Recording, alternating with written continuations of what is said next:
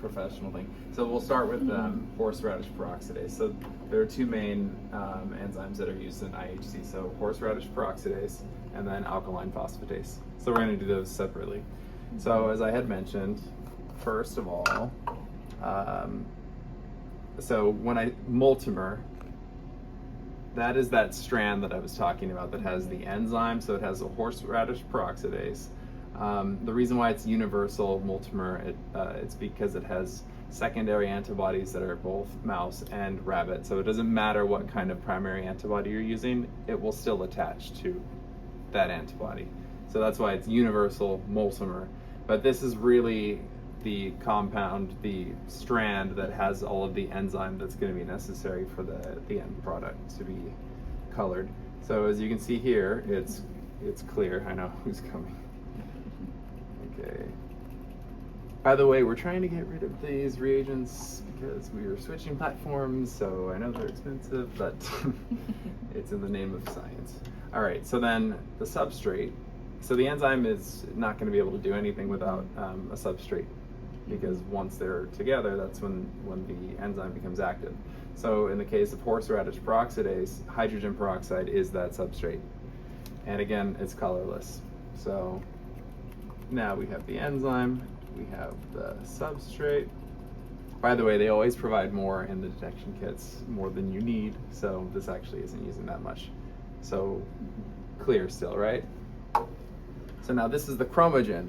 So when you have, and in this case it's called DAB, it's diaminobenzidine, I think is what it stands for.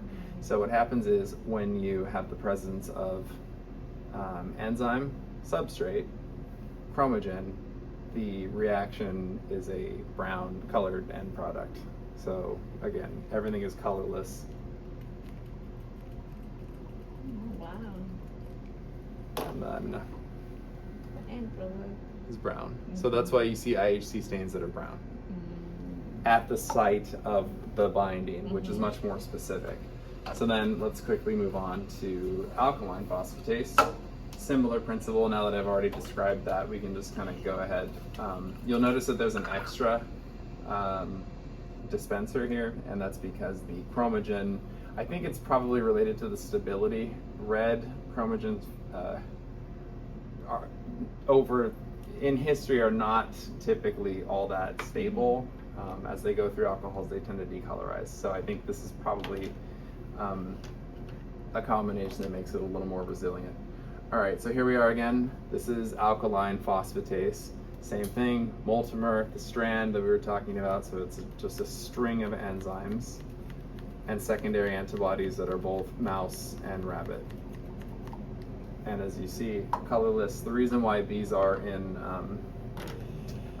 dark containers is because they're sensitive to light.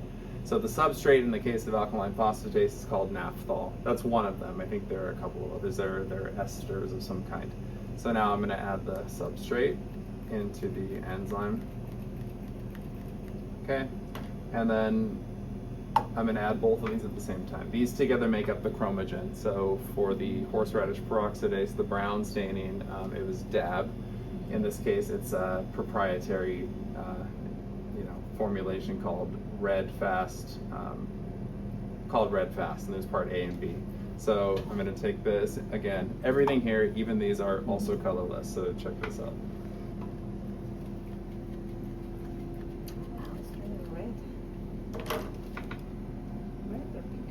Yeah, red. So that's how we do, so when you see pin 4, where we have 2 different colors, this is how we achieve that. Science, the more you know. So that's basically how it works in a nutshell.